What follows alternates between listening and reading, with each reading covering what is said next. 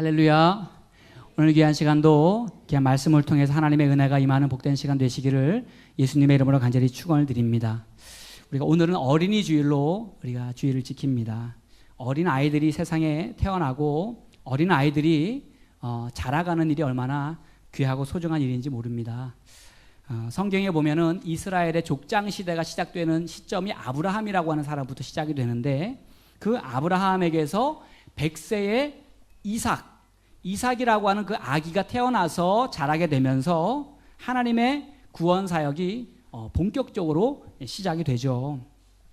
이스라엘 백성들이 애굽에서 430년간 이제 살다가 마지막에 가가지고는 종살이 하면서 너무너무 고된 생활을 하게 됩니다. 그때 하나님께서 그 이스라엘 백성들의 종살이를 끝내게 하시고 하나님이 주시는 약속의 땅으로 인도해 가시려고 하나님이 택하신 방법이 뭐예요?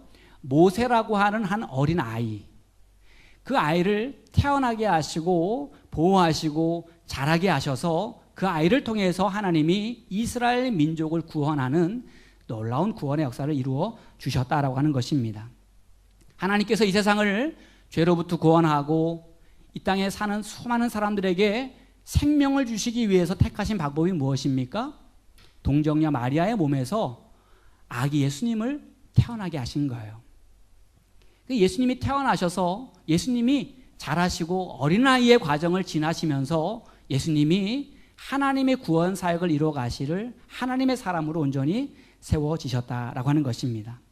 여러분, 하나님의 큰 역사의 흐름 속에는 반드시 어린아이가 태어났고 그 아이가 믿음으로 자라나는 과정이 있었다고 하는 사실 여러분 기억하시기 바랍니다. 그래서 어린아이가 얼마나 귀한지 몰라요. 우리 자녀들이 얼마나 귀한지 몰라요. 저를 한번 따라하겠습니다. 어린이는 가정의 보배요, 하나님 나라의 보배다. 우리 지금 중학생들, 고등학생들 있는데 저 아이들이요, 이 땅의 보배예요. 가정의 보배, 하나님 나라의 보배. 세계적인 자동차 회사 창설자인 포드라고 하는 사람이 있죠. 우리가 잘 아는 사람인데 이 사람이 사업에 성공을 해가지고 처음으로 자기의 집을 지었대요. 그런데 그 처음 사업에 성공해서 지은 집이 어떤 집이었냐면 자기가 농부의 아들로 태어나서 자랐던 그 땅에다가 아주 작게 좀 볼품없이 집을 지을 것 같아요. 좀 회사에 큰 이제 돈을 벌었으면 좀 의리의리하게 좀 잘 지었으면 좋겠는데 집을 아주 초라하게 이렇게 작게 지었던 것 같습니다. 그러니까 어느 날 그 부하 직원이 그 집을 방문해가지고 보니까 우리 사장님의 집이 너무 볼품없는 거예요. 그래서 그 포드에게 이렇게 이야기하죠. 사장님의 집을 좀 저택답게 좀 이렇게 다시 좀 집을 지으면 참 좋겠는데 좀 어떻게 했냐고 이렇게 물었어요. 그랬더니 그 헨리 포드가 이렇게 말을 했어요. 뭐라고 말했냐면, 건물을 다시 세우는 것은 문제가 아닐세. 문제는 그 속에 가정을 세우는 것이지. 가정을 세우는 게 문제야. 이렇게 이야기했다고 합니다. 여러분, 우리가 예쁘고 아름다운 집에 살면 참 좋겠죠. 누구나 다 그런 꿈을 가지고 있을 것입니다. 그런데 더 중요한 것은 그 속에 좋은 가정을 세우는 일입니다. 좋은 가정을 세워야 돼요. 좋은 집은 많이 있는데 좋은 가정은 많지 않아요. 부유한 가정은 많이 있는데 행복한 가정은 많지 않아요. 요즘 가족 단위로 얼마나 여행도 많이 다니고 캠핑을 얼마나 많이 다닙니까? 그러면 좀 캠핑도 많이 다니고 여행도 많이 다니고 또 여가 생활을 많이 즐기고 하면 좀 우리 가정들이 좀 살아나야 되지 않겠습니까? 그런데 여러분, 우리가 날이 가면 갈수록 더 가정들이 힘들어지고 어려워져요. 우리가 여행하는 것으로, 캠핑하는 것으로 좋은 가정이 세워지는 것이 아니라고 하는 것이죠. 여러분, 좋은 가정은 어떤 가정일까? 좋은 가정은 믿음의 기본기가 있는 가정이 좋은 가정이라는 사실 여러분 아셔야 됩니다. 부모에게 믿음의 기본기가 있어야 돼요. 자녀들에게 믿음의 기본기가 세워져야 돼요. 좋은 가정은 하나님을 최고로 섬길 줄 아는 가정, 예수 그리스도를 최고로 주인 삼고 살아가는 가정이 좋은 가정인 겁니다. 좋은 가정은 오늘 다윗의 가정처럼 믿음의 유산을 최고의 것으로 알고 믿음의 유산을 이어가기 위해서 애쓰고 노력하는 가정이 좋은 가정입니다. 오늘 성경은 다윗이 세상을 떠나기 전에 그 아들 솔로몬에게 주는 마지막 유언과도 같은 말씀이에요. 마지막 유언과도 같은 말씀. 여러분, 유언의 이야기는 진지하고 또 정말 거기에 무게가 있고, 그리고 내가 정말 해주고 싶은 말을 하는 것이 유언이잖아요. 어떤 도둑이 있었는데 중병에 걸렸답니다. 도둑이 중병에 걸려가지고 죽을 때가 되니까 자기 자식에게 유언을 남기려고 자식을 불렀어요. 그 도둑이 자기 아들에게 하는 말이, 아들아, 내가 그동안 도둑질을 하느라고 너를 제대로 못 살리고 고생만 시켜서 미안하다. 내가 죽기 전에 너에게 보물을 하나 줄 테니 네가 잘 간직하도록 해라. 보물을 주겠다고, 그 도둑 아버지가. 그래서 아들이, 아버지, 그 보물이 뭐예요? 하고 물었어요. 그랬더니 최고의 보석이지, 이렇게 대답하는 거예요. 그래서 아들이, 아니 아버지, 그 보석이 어디 있는지 저한테 좀 가르쳐 주세요. 그랬더니 그 아버지가 하는 말이, 그 보석은 옆 동네 강 회장네 집에 3번째 장롱 안에 있단다. 이렇게 도둑질 하란 얘기죠, 그 아들한테. 여러분, 사람은 누구나 죽기 전에 진실을 말하려고 해요. 진실. 정말 중요하게 여기는 것을 이야기합니다. 오늘 성경은 다윗이 나이 40쯤에 이스라엘 왕이 되어서 80세가 되기까지 40년을 이스라엘의 최고 권력자로 통치하면서 많은 부귀영화를 누리고 나서 이제 그의 생을 마치면서 정말 다윗이라고 하는 그 한 사람, 이스라엘 역사 가운데 최고의 왕이 다윗이잖아요.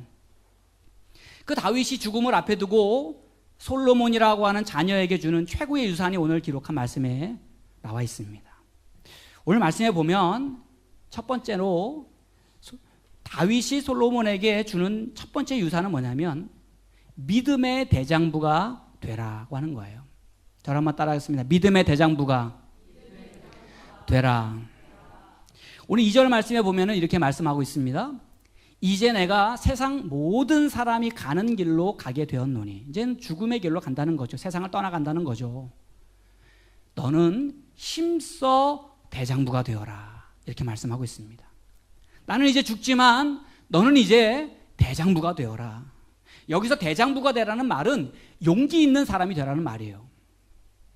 당시 솔로몬의 나이가 한 20세 정도로 추정을 합니다.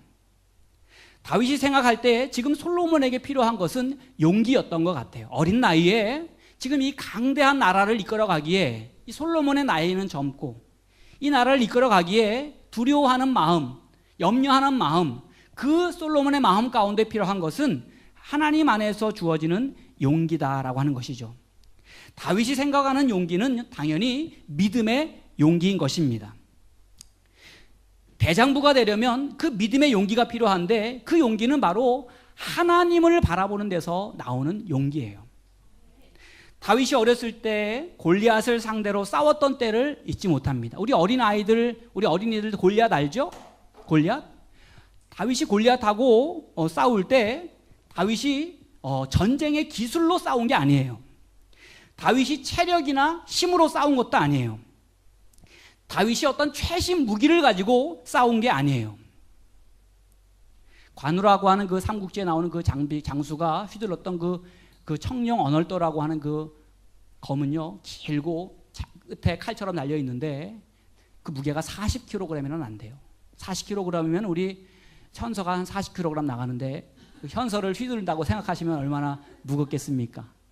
그러니까 그 무기, 그래야 싸움에 이기는 거죠. 그런데 다윗이라고 하는 이 어린 소년이 그 블레셋 장수 골리앗을 맞서 싸울 때 3m가 넘는 그 골리앗과 어린 소년이 싸움을 벌였잖아요. 그런데 다윗은 입었던 갑옷도 벗어버리고 창각칼도 방패도 내어버리고 오직 하나님을 믿는 믿음으로 골리앗에게 달려갑니다. 성경에 보면 골리앗을 향해서 달려갔다 그랬어요. 그것이 바로 뭐냐면 용기입니다. 용기. 여러분, 믿음의 담력을 가지고 믿음의 대장부가 되어 살아가는 사람은 두려움 가운데로 달려가는 거죠. 두려움을 피해서 도망가는 것이 아니라 나를 어렵게 하고 나를 힘들게 하고 나를 주저앉게 만드는 그 두려움을 향해서 우리가 달려가는 사람, 그런 사람이 바로 믿음의 용기를 가지고 있는 사람입니다. 그래서 사무엘상 17장 45절에 보면 이렇게 말씀했어요. 우리 같이 한번 봉독합니다. 시작.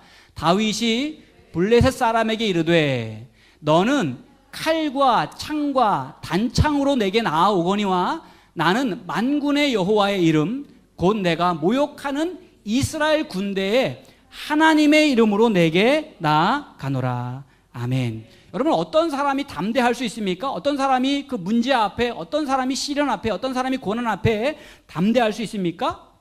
하나님이 지금 나와 함께하고 계시다. 그때 용기가 일어나는 거예요.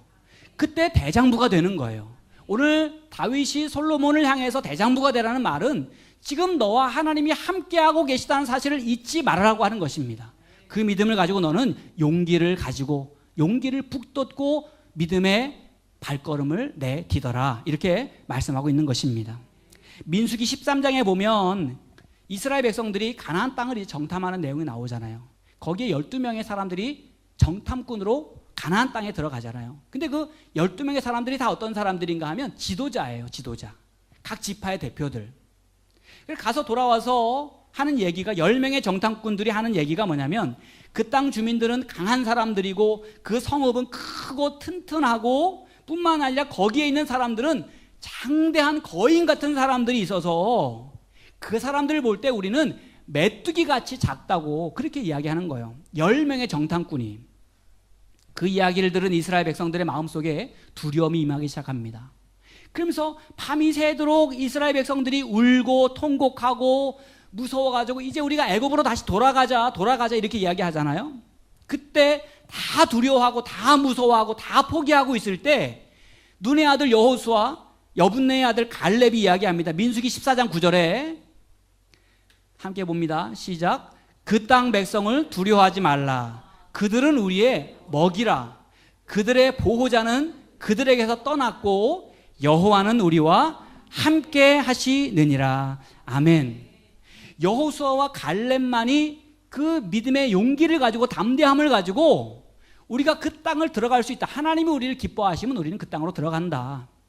아무리 큰 성읍이 있고 아무리 장대한 거인들이 그 땅을 차지하고 있어도 우리는 들어간다. 그러면서 그 이유가 뭐예요? 하나님이 우리와 함께 하신다.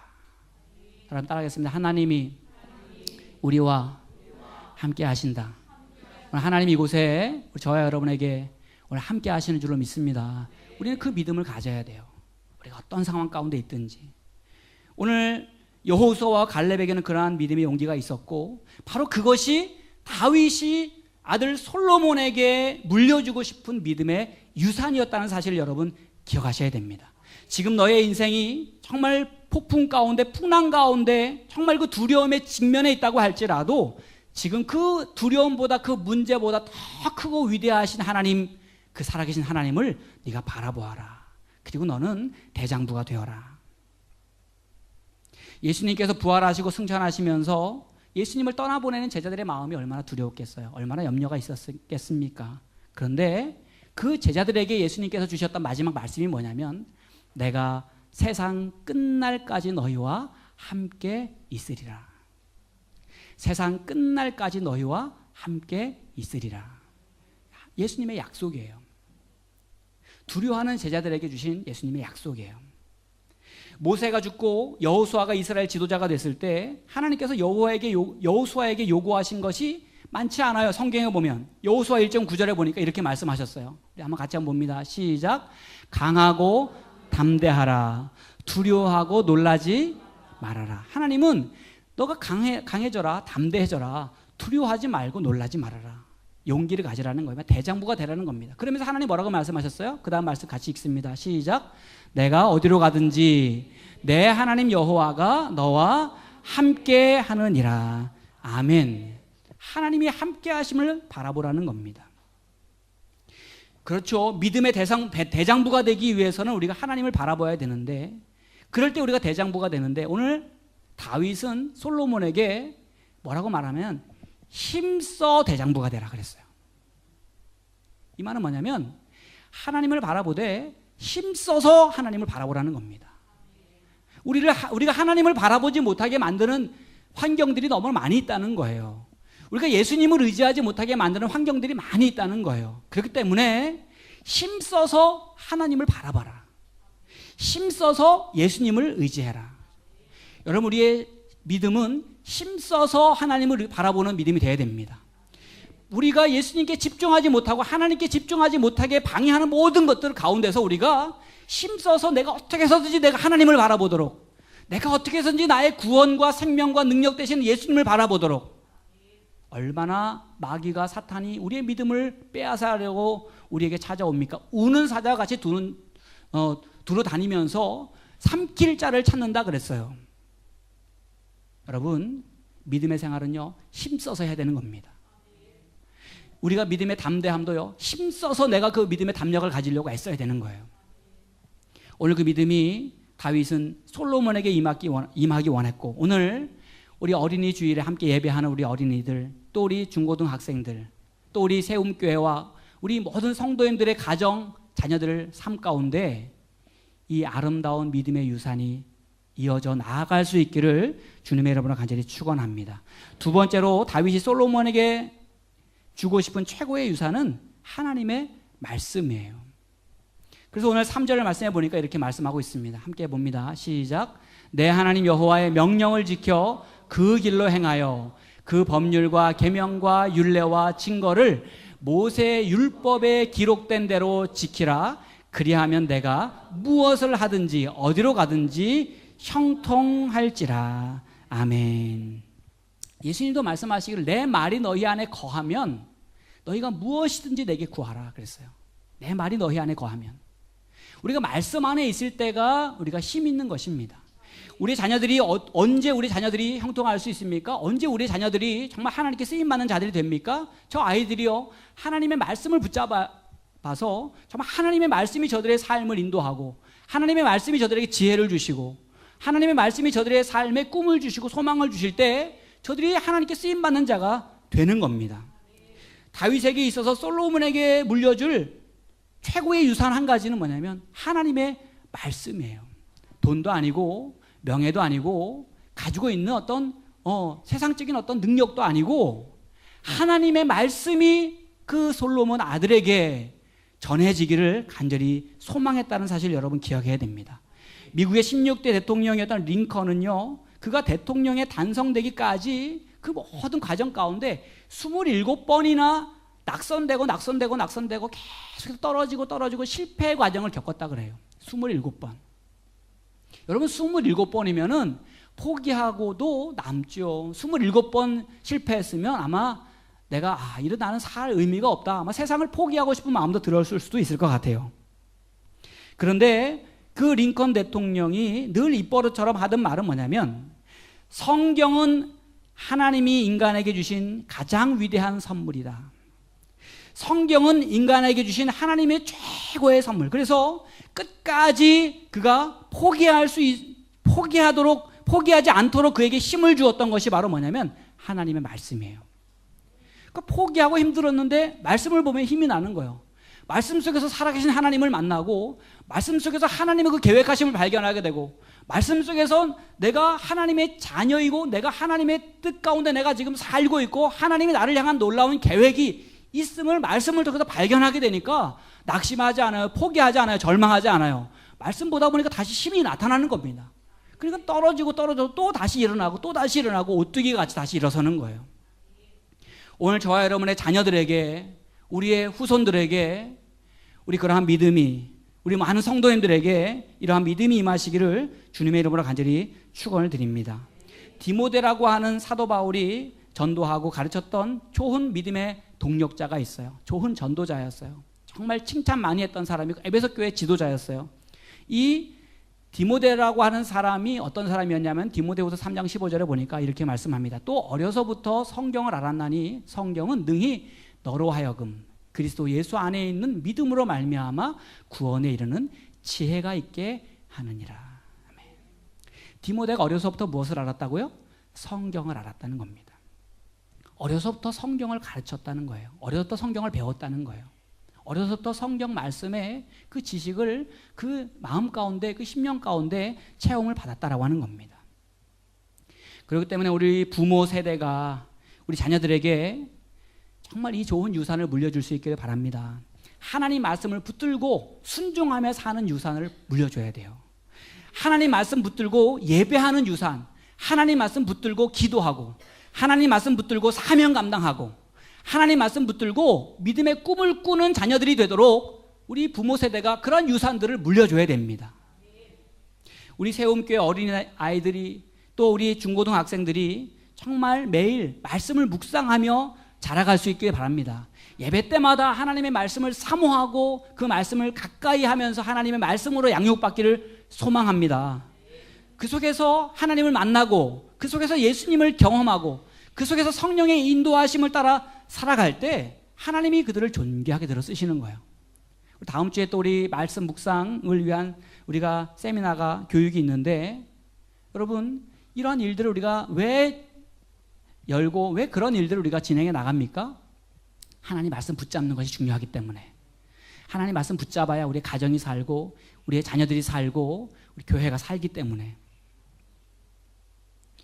여러분, 말씀을 따라 사는 사람은 겸손합니다.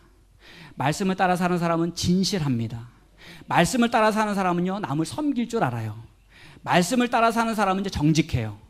말씀을 따라 사는 사람은 투명합니다. 말씀을 따라 사는 사람은요, 죄를 미워할 줄 알아요. 시편 1편에 보면 시냇가에 심은 나무가 철 따라 열매를 맺듯이 하나님이 말씀을 따라 사는 사람에게 복을 주시겠다고 말씀했어요. 성령의 열매가 있고 의의 열매가 있고 빛의 열매가 있고 사랑의 열매들이 주렁주렁 맺혀가서 하나님이 기뻐하시는 인생이 되도록 말씀 붙들고 살아가는 자녀들, 말씀을 붙들고 살아가는 인생 가운데 하나님이 그렇게 역사하신다라고 하는 겁니다. 말씀 위에 세워진 가정이 든든한 가정이 됨을 여러분 믿으시기 바랍니다. 그래서 뭐 다른 건 많은 것들을 물려주려고 하지 마시고 말씀 위에 세워진 가정 되도록 우리 자녀들에게 하나님 말씀의 귀중함을 가르쳐 주셔야 돼요. 하나님 말씀의 소중함을 가르쳐 주셔야 돼요. 그것이 될 때 우리의 가정이 든든히 세워져가는 가정이 되는 것입니다. 미국 동경에 가면 제국 호텔이라고 하는 그 호텔이 있는데 미국의 건축가인 프랭크 로이드라고 하는 사람이 건축을 했어요. 기초공사를 하는 데만 2년이라고 하는 시간이 걸렸다고 합니다. 기초공사 2년. 그리고 그 건축을 하는 시간이 보통 공사보다 더 걸려서 총 4년을 이제 걸려서 그 건물이, 그 호텔이 완성이 된 거예요. 그래서 당시에 일본의 건축가들과 언론들은 기초공사가 중요하긴 하지만 저렇게까지 왜 시간을 투자해가지고 저렇게까지 건물을 져야 돼? 하고 다 비난하고 조롱하는 사람들이 많이 있었다라고 하는 거예요. 그런데 그렇게 4년 동안을 건물을 짓고 52년이 지난 후에 동경에 큰 지진이 일어나게 됩니다. 그 대지진이 일어나가지고 수많은 건물들이 무너져 내리게 되는데 도로가 끊어지고 건물이 무너지고 막 난리가 난 거죠. 근데 그 프랭크 로이드라고 하는 사람이 건축한 그 호텔은 조금도 피해를 보지 않고 굳건히 서 있었다는 거예요. 여러분, 말씀 위에 세워진 가정이 흔들리지 않고 요동치 않는 가정이 됩니다.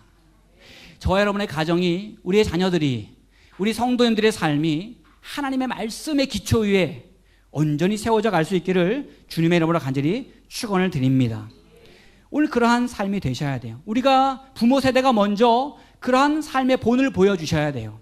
말씀과 더불어 살아가는 삶, 말씀과 함께 순종하는 삶, 하나님의 말씀을 의지하는 삶, 말씀 속에서 내가 평안을 얻고 말씀 속에서 내가 승리하고 내가 말씀을 통해서 내가 이 땅 가운데 살아가는 모든 삶의 두려움들을 이기며 나아가는 그런 삶의 모습을 보여주셔야 돼요.